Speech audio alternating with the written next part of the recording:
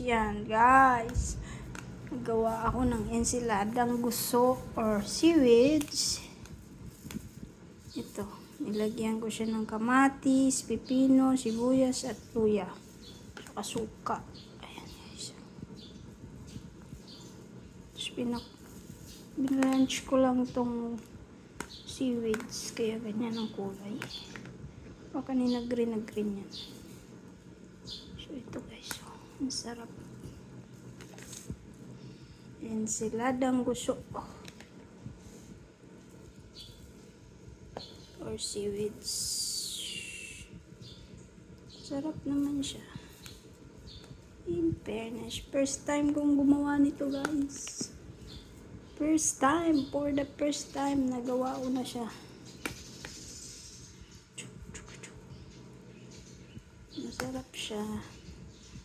Huluin natin. Bigyan ko din konting asukal para magpantay yung lasa niya.